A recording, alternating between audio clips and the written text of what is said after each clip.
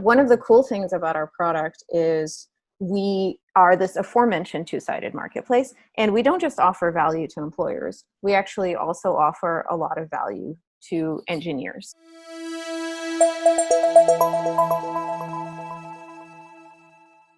Today, my guest is an MIT graduate with a passion for engineering, turned entrepreneur, and started her own company that helps SMB to enterprise companies find and hire software engineers based on what they can do, not how they look on paper. Her company went from a living room project to an 8-figure valuation, and she's only getting started. I have to say she is one of the kindest, most direct humans I know, but still a true force to be reckoned with, and I'm super excited to have her and share her insight with us today. Aline Lerner, welcome. Thank you. It's awesome to be here. Do you think it's contradictory to be direct and kind? I like to think I'm both, but I'm probably much more direct than I'm kind. Kindly direct, indirectly kind. Kindly direct. It's good to have you on, Aline. How are things? Tell me about this crazy COVID times. How are you doing? It was real bad for a while. It's hard to run a hiring marketplace in a climate where no one's hiring or very few companies are hiring. One of the scariest things that actually happened to us is most of our revenue. So we're this two-sided marketplace, right? We have candidates. These are potentially looking for a job. And then we have companies, and that's, employers who want to hire them. The apocalypse, all of our revenue used to come from companies. And even under that, most of our revenue came from these big 6-figure subscriptions. So companies would routinely pay us like $100,000, $200,000 upfront for an entire year of candidate flow. Wow. Then COVID happened, and basically in a matter of weeks, we realized that we were not going to get renewals on any of these deals for the foreseeable future because our customers had no idea what kind of headcount they could even expect, right? And They didn't even know, not even just in terms of hiring, but are we going to have to lay off a bunch of our people? Is this money going to have to go to something else entirely? The world is ending, fuck, which is how I imagine our customers were thinking. We realized we're just not going to make any more money off of hiring for a long time. And even our contingency customers, those are the ones that weren't paying us on subscription, but instead were just paying us when we made a placement, something like 15, 20% of first year's base salary. Right. So maybe like 30 to 40 grand to hire. Even they were like, hey, we don't know what's going on, especially the smaller companies, right? Who were, I think, in some ways more affected by what's going on than the bigger guys. So we realized that we were in for a world of hurt, and we went from what was essentially 7-figure revenue to almost nothing. Wow. In a matter of weeks. Yeah, it was really, really scary. I didn't sleep well. I wasn't eating. It was really, really, I didn't know, my team was freaking out. And then we did a pivot, as one does in these situations. And sometimes it works out and sometimes it doesn't. This time, I think it worked out. One of the cool things about our product is we are this aforementioned two-sided marketplace, and we don't just offer value to employers. We actually also offer a lot of value to engineers. And the way we do it is kind of unique. A lot of hiring marketplaces exist out there. You can, throw, what's the expression? You throw something and you hit a dozen of them. There's the Hireds and the Angel Lists and the Triple Bites and a shit ton of agency recruiters and just it's very crowded in our space. But what we do that's different than a lot of these players is we offer software engineers anonymous mock interviews. So if you think you're maybe going to be looking for a job, one thing as a software engineer that you do anyway, regardless of whether you use us or not, is practice. The kinds of interviews they're practicing for are sadly not the work that engineers do day to day. So unless you refine it, unless you work on it, you forget. It's like studying for, I don't know, like the GMAT. It's I already know business, but now I have to do this for no reason. So it's like that. So typically they maybe practice with a friend, or maybe they'll go and they'll line up a bunch of throwaway interviews at companies where they don't want to work, which is annoying and takes forever. And of course, if you fail those interviews, you look super dumb and then you feel bad about yourself. And then there's this vicious cycle where you mess up your next interview because now you're doubting yourself. So we help people with that. And instead of having to do all of that unpleasant stuff, you just get on our platform, you get matched with a senior engineer from Facebook or Google. They don't know who you are. They run you through a mock interview and they give you feedback. So this used to be free. Long-winded way of talking about our new revenue model. But after COVID, we started charging people for practice. And we're kind of back to where we were revenue-wise. Love it. And we'll probably surpass it pretty soon. We're also starting to see hiring come back, which is amazing. But it was very scary. And then it was okay. Absolutely. Love it. Great breakdown, by the way. You pretty much answered like half of my questions, so thank you for that. You're welcome. I just went for it. Let's take a step back, though. I mean, you came from an engineering background. You have an MIT degree. Your original passion was software. How did you get into the hiring space? Can I tell you a secret? Sure. I don't really like software that much. Wow. I mean, it's MIT, fine. earmuffs. Wow. Yeah, don't listen. No, actually, I don't know if you knew this. Mike and I used to work together many, many years ago, so he knows probably more about me than many podcast hosts. But, one of the things that some people know, but a lot of people don't, is like before I worked as an engineer, I actually, after graduating from MIT, I worked as a cook for 3 years because I just didn't want to write code and I didn't know what I wanted to do. And I was watching Food Network and it seemed fun. I had no idea. See, now you know. What kind of food? I had what? Now you're gonna be, when COVID's over, I'll have you for dinner. I'll make you something nice. Deal. Have you and the wife and the dogs over. Don't want the dogs over. They'll eat everything, but deal. That's good. Those are the house guests that you want.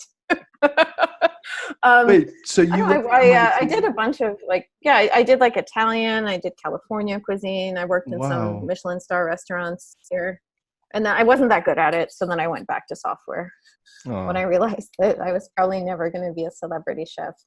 Oh, so you were actually trying to make this a career as opposed to just a passion. One of the first disappointments in my life, but not the last. Yeah. Well, I mean, I didn't really know what I wanted, but it seemed like as good a bet as any. And if you're going to do stupid shit, you should do it when you're 22 and not when you're older, right? So that was the perfect window. Fair enough. So how did you get back into software then? And once again, how did software turn into an interviewing tool that makes people's lives a lot easier and more anonymous? Yeah. Well, the honest answer is I kind of ran out of money, right? So it's like, all right, software pays the bills. I guess we'll do this.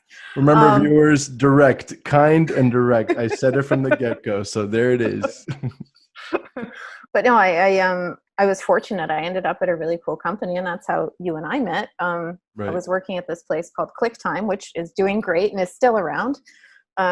They do SaaS time and expense tracking, and I was it was a very small eng team when I was there. I think at its smallest, it was me and another dude, and at its biggest, well, now it's much bigger, but when I was there, it was maybe 5 people. And one of the things that was really annoying is, the whole company, I think at the time was maybe 15. We didn't have a recruiter, right? So the engineering team was in charge of the hiring process end to end. So that means we were looking at resumes, we were doing scheduling, we were doing all the interviewing, and it was really, really disruptive, and not in a good way. It was just annoying disruptive because our main job was to build features and write code. And a lot of our time was getting sucked into doing this sort of tangential task, which is of course is very valuable for the company, but was in the moment kind of hard to justify because you're being evaluated on the code you write, not on the interviews that you conduct. So I got kind of tired of it, and I was like, you know what, guys, I'm going to take one for the team, and I'll just kind of own this process. So I'll figure out who we should talk to and make a spreadsheet or whatever. So scheduling's easier. I don't know. I was very naive. I just thought if I made a spreadsheet, then all our hiring problems would go away, which I think actually is how a lot of engineers approach problems. Like, yeah, just like I'll write a script, I'll make a spreadsheet, and then everything's going to be amazing. Like, that's the secret to utopia and eternal life, is you just write a script. Well, it's not, but I thought it was. So I did that and I got into it and I'm like, man, hiring is broken. It's really bad. And I started like managing our relationships with third-party recruiters. And I'm like, man, these guys don't know what the hell they're doing. They suck. And how much money are they making? Like, this is ridiculous. Yep. So I was like, I guess I could, let me try. I think I can do this better. So I started moonlighting as a recruiter. I had friends that had startups. So I started trying to hire people for them, and that worked. So then I went off and ran hiring at a couple companies before starting my own recruiting firm. Wow. And that was great. That was super lucrative, right? It's it's a very financially rewarding job. And so that was great. And one of the things that was especially rewarding about it, other than the money, of course, was that I was helping a lot of people find jobs that I think without me might not have done it, right? So there are a lot of people that didn't look a certain way on paper. Maybe they didn't have an MIT degree like I was fortunate to have, or they hadn't worked at some company you'd heard of. And the doors of the Silicon Valley, like top startups and of course top tech companies, were sort of closed to them unless they had an in. Right. So I was trying to be the person that would bridge that gap a little bit. Gotcha. And I started interviewing people to make sure they were good, because I was putting my name on them, and that was great. And one thing that really sucked though is even if a candidate I knew was really good, most of my customers, when I would send their resume and say, hey, listen, I interviewed this person, I think they're amazing, please talk to them, they'd be like, this doesn't look like what we expect, so we're not going to talk to them. Wow. So that pissed me off. So then I started interviewing. Was it like interviewing. a skill set, or was it, do you feel like there was other motivations involved? It was it's not even a supposition. They would just flat out say, we hire from one of these schools. And so, like a recruiter, there's this like game of telephone in hiring. So as a recruiter, let's say some new position opens up and now you have to fill that role. The first step is typically to sit down with the hiring manager and do some kind of intake process. Right. So then you're asking them questions about, what are you looking for, right? And the hiring manager is probably like 99% of the time looking for a smart person who can get shit done. Like, that's what they actually want. Same in sales, right? You just want a smart person that can get, or for any role, just a smart person that can get shit done. That's what we want. Except the cook, Yeah, that's funny. So, that's what you want. You want a smart person that can like do stuff. And when you sit down with a recruiter, a lot of the time, well, it's like, how do you translate smart person into what a recruiter can find? Because a resume doesn't say I'm smart, or it can, but you don't know if they're telling the truth. So then hiring managers sort of have to try to translate smart and get shit done into recruiter speak. And then all of a sudden you end up with this long set of bullets, like, 4 years of experience in like blah, blah, blah. And they went to one of these schools and they worked on one of these teams. And sometimes that makes sense if it's a niche role where they need a specific skill set. Right. But in most cases, just with sales, like, you want somebody that can sell stuff. Like, just show me your W-2. Like, did you exceed your quota? Like, that's what you want. That's the beauty of sales. It's truly meritocratic in some ways, more than engineering, I think. But you can't just capture that with a few words. So then, as when I was dealing with recruiters as a third party recruiter, I'd be like, hey, here's somebody who's smart and gets shit done. They're like, that's not what we want. We want, Stanford and, all this long laundry list of things. It's like dating, right? At the end of the day, you just want somebody you can get along with and you like how they smell. But, you can't tell that from Tinder. So all of a sudden you come up with some like bullshit laundry list. I hear it.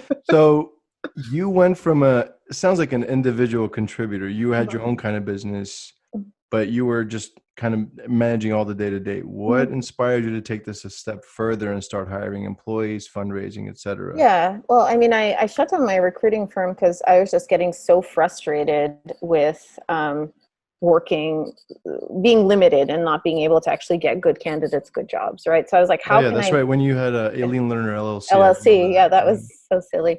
But, then I was like, how do I get companies to actually talk to the candidates they should be talking to? So then I started interviewing IO to facilitate that, but also because I got tired of being like the solo person and I wanted to build something. So the way interviewing IO works today is if you're an engineer, you get on our platform and you start practicing. And you're going to do that anyway. So that's kind of the carrot that gets you into our ecosystem. And then if you do well in practice, no matter who you are, no matter how you look on paper, right? If you're smart, you get shit done, then you have the red carpet rolled out for you and you can see all the employers that we partner with. And then you can bypass the resume screen and getting a referral and whatever. You just click a button and you're like, I want an interview with this company tomorrow. You just press a button and then you have one and you're talking to a hiring manager or, or an engineer at that company instead of a recruiter. Wow, that's impressive. So you went from MIT to software to cooking, and then you had your own recruiting business. But now you're playing a whole different ball game of SMB, especially enterprise size sales. And I know you're not the sales gal, but at the same time, we talked about this. Everyone's in sales. So how did you adopt the skills to have those types of sales cycles, have those conversations and bring those deals home without having a sales background? Yeah, I guess I should mention, like, just for context for your listeners, we've hired for, for Facebook, for Quora, for Dropbox, for Lyft, for Uber, for Twitch. It's a long list of like very, very good companies that we're very proud to have helped them, get more people in their teams. Well, the first few were really tough. I mean, I didn't have any sales experience. I still don't think I'm a particularly good salesperson, and I'm still learning. Like there's a lot, like I'm kind of making it up as I go along.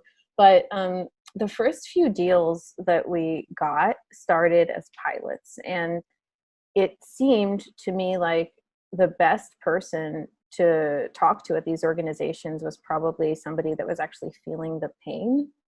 So recruiting and engineering is weird because even though recruiters are the ones that are tasked with hiring, they're not the ones that like feel the pain when you have empty seats.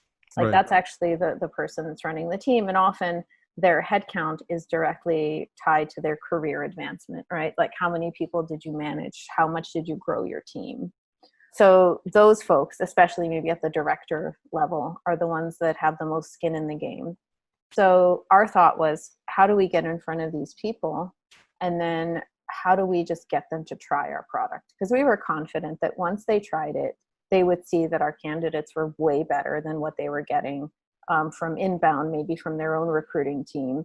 Not because the recruiting team was doing a bad job necessarily, but because it is impossible to tell if somebody is smart and can get shit done from looking at a resume. So no matter how hard the team was working, they just didn't have the data, right? Wow. We had the data. So the first few deals, like I just tried to find, director level folks at companies and see if I was connected to them in some way, right? And then I'd be like, please, sir, can you please try? Can you please try our product? Please, exactly. Like we have, you want candidates? Look, we have candidates for free. You try, yes? So they did, and we'd say, hey, just like talk to 4 candidates for free. If you hire one, no charge. Because the minute, generally, I think in sales, it's a very bad practice to give out free pilots. But I think that's like true of software. And in our case, it's not really software, right? We're kind of selling access to candidate flow. And we knew that if we tried to charge anything, then it would have to go through some lengthy, especially at the enterprise level, some like lengthy approval process. Yeah. And then, especially we were starting out, we had no runway. We're a tiny company.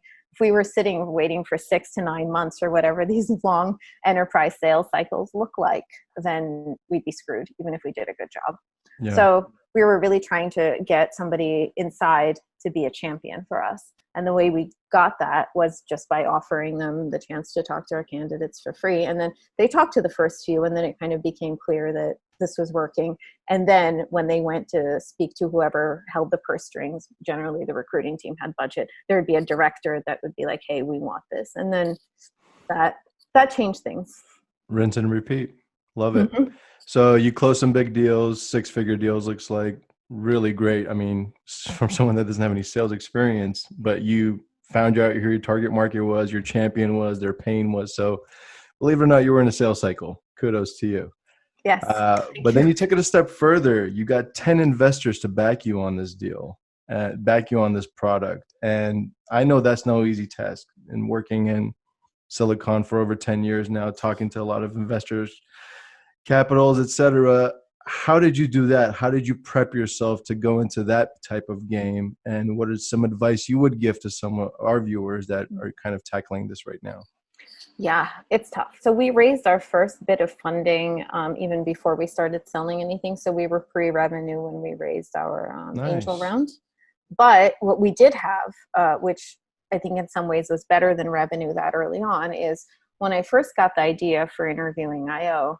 I don't know if you read Hacker News, you probably do. But it's this like forum that's No, I know owned by hacking news, YC. but Okay, yeah. I mean, it's annoying, right? Everybody has all these opinions and everyone's persnickety, but it's also it's a great place to gauge if you're building something for engineers, if they want it, because they won't bullshit you, right? So when I first got this idea for anonymous interviewing, I put up a really crappy marketing site that said, hey, do you want free anonymous interview practice with engineers from top companies? So I just put that up, and it was top of Hacker News for 2 days. And I oh, think we got something like 7,000 signups in the first 24 hours. And a good like quarter to third of those were like one in the US. And then we're also senior, well, in the US was more than that, but these were like senior engineers themselves from top companies. One of the misconceptions around our product is, oh, only like junior engineers would ever use this. It's like, no. No, everyone's scared of these interviews, and we have the data to prove it. So I had this list of signups, and I was like, look, people want this. So it's not quite product market fit, but at least we had some validation. So that made it easier to raise. I think another thing that made it easier is for our angel round, I mostly was trying to avoid VCs and instead was talking to software engineers that were fortunate enough to have had an exit or two, right? And we're now angel investing. So they immediately understood what we were doing. So if somebody that's not in engineering hiring being like, hey, we have this product where you can talk to randos from the internet and people are going to spend hours practicing, and like, it sounds completely nuts. But if you've been an engineer or you've hired engineers, people like get it immediately because they felt the pain. So I tried to yeah, find people that had already felt the pain. And so I wouldn't have to just sell them on the problem. I would have to sell them on the solution. And that was actually yeah, one of the biggest differences between pitching a VC versus pitching an angel is VCs also need to be sold on the problem, and they need to be sold on the problem in a very specific way. And it's almost this absolutely. like new language that you have to learn. Absolutely. And on top of selling your customers, selling your VCs and angels, you also sold your employees to actually join your team, which is obviously every startup. I think over 90% of startups fail. It's highly volatile. But how did you convince your employees to actually join you as someone that's never managed anyone before? Like I managed like a handful of people, but certainly not at this like scale, right? And I mean, it's still like our team is not that big; it's 10. So I still have a lot to learn about management, and I'm learning every day with the cheerful yet insistent hand of my team. But I think that one of the things that made it easier for us for Eng hiring is that some of our earliest users, became our earliest employees. So they were Oh, already using the product, and we could just sort of eat our own dog food and hire out of our own pool. And they loved the product. They were in there, so they already knew what it did, and they were already sold on the problem and the solution. Of course, gotcha. not everybody. I think that the kind of person who works at Interviewing IO is, mildly mentally ill, probably, but a little demented. Sign me up. Yeah, but like more importantly, I think that there's a certain type of person who gets very frustrated at seeing sort of a mix of inefficiency and injustice in the world, or just like seeing things that don't make sense. And I think that for that person, what we do is pretty interesting. Doesn't mean we've sold everybody that we wanted to hire. We weren't able to get everyone we wanted, but I think that having this sort of mission that speaks to people can do a lot of the quote unquote selling for you, especially if it's pain that they felt at some point in their career themselves. I think another thing that helped, honestly, was we have a blog that has been read, I think, by like millions of people at this point. And we are kind of the go-to for data about engineering hiring, and, talking about how hiring is broken and how it can be fixed in a very authentic way and backing it up with data. So I've been working on building this brand from day one. And that's actually something that helps companies with hiring a lot is, build your brand from day one. Even if nobody knows who you are, just start writing, do something. Because then by the time you're actually looking to hire at scale, people know who you are. Stripe did this really well, for instance. Etsy and Airbnb, I think, did this very well. It's easier for Twitter, Twitter of just course, kind of launched overnight or something. Yeah, it's easier for consumer businesses than enterprise, I think, to build brand, because they do have this base of users that are very familiar with their product. But I think that an investment in brand building early on, and not in like, marketing speak brand building, but just like putting out good content and just telling people why you're doing what you're doing and sharing something interesting with them that they wouldn't have known otherwise, and ideally backing it up with data or tapping into something they suspect and then giving them data to make them feel like they're right. So that approach is I think foolproof, and that helped us a lot. And with respect to the type of product that you're selling, Aline, I think one of the best things I loved about the product is that you're anonymizing everyone. And in a time right now where, there's so much judgments being passed across the world of, who we are, where we come from, et cetera, I feel like you're solving a huge problem there in terms of really descaling everything and really taking you back to, this is your skill set. This is not who you are, but this is what you can do. Do you feel like some of that problem's been solved and is continuing being solved today? I'm really happy that there's a loud conversation about it. And it's getting, I think, louder and louder and louder, especially in recent months. Absolutely. Do I think it's solved? No, not at all. I think that one of the things... Sorry, let me interrupt you there. I meant, like, do you think it's helping solve this specific product, helping solve this? I feel like it does, but... I really hope so. But I also think that it's a really long road. Absolutely. One of the things that really is frustrating is that, now everyone's talking about diversity, right? So a lot of employers look at it as this sort of enterprise checkbox on a list of features. Okay, diversity, where do we buy it? How much? Yeah, just sign a check, right? Well, it doesn't work that way. To really fix these problems, you have to address these systemic issues, and you have to do the work. You can't just say, okay, give me a binder of engineers from underrepresented backgrounds and I'll hire them. And like that's not how this stuff works. You actually have to change your hiring process. You actually have to hire people that are good and not based on not how they look. And that takes years. It takes a lot of dedication, and it's not low-hanging fruit. Everyone's looking for low-hanging fruit. So I think we're doing our part, and I hope that we can do more, but I think it's going to take a big shift in how companies think about hiring to really move this forward. Yeah. I mean, with everything that's happening in the world, it's no longer about what school you went to or what code you know. It's, sometimes it could be what's your gender, what's your background, ethnicity, et cetera. And that could actually play a huge role in how your career is going to end up. So I feel like you guys are doing a great job, and I feel like it's going to continue growing. Thank you. We hope so very much. Last question for Aline. So you've been that gal that just kind of does it because that's what you felt like doing, whether it's cooking or software or starting your own company. What advice would you have to someone that has a vision right now, knows that there's a problem, but is having trouble executing and getting shit done? What advice would you have for that person to do it?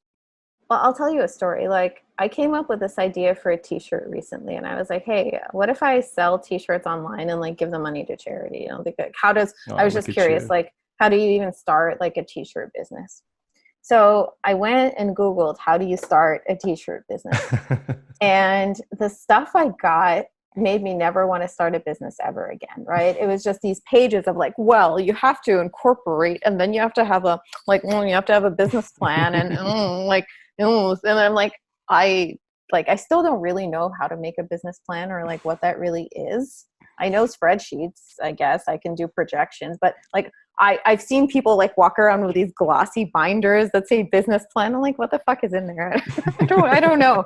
And you know, people just get stuck on these things that don't really matter because I don't know who's even writing these articles or why they're the ones that, like, I guess it's because t-shirt manufacturing companies and like marketplaces aren't doing SEO well. Like that's probably the real takeaway here. But you know, people get scared off by these things. It's like, I don't know how to incorporate. I don't know what's a business plan. I don't like think about like what's the minimum amount of work you can do to see if people want the thing that you're making. And that's not my idea. That's I mean, great everyone's advice. read lean startup, right? But like if you want to start a t-shirt business, go to like Zazzle or Teespring or something and like make a shirt and then just like take a screenshot of it and put it on Facebook and be like, hey, would you guys buy this? Like, you know, or maybe just put it up and like see if people like, it doesn't matter the rest of it. Like, do people want the thing, your grand vision, your idea? Is this something that people would give money for? And how do you quickly see if that's true? Wow. Love it. Yeah, I always tell anyone that says, you know, how did you do this? How did you do that? I'm like, my favorite question to everyone is your Google broken? If it's what's stopping you from figuring this out? I'll help you wherever I can, but I'm not doing shit for you. Just also, like, don't Google because you're going to get articles about like business plans, and then you're not going to want to do businesses anymore. just keep scrolling. Right, just skip past that stuff. But Google something. It's been a pleasure. Clearly, you're crushing it out there. Continue to do what you're doing. I'll keep following you along, and please keep in touch. Don't be a stranger. Thank you so much for having this. Was a great way to end the day. Thank you for having me. I had the best time. Anytime. And of course, I'll keep in touch. Absolutely. Take care.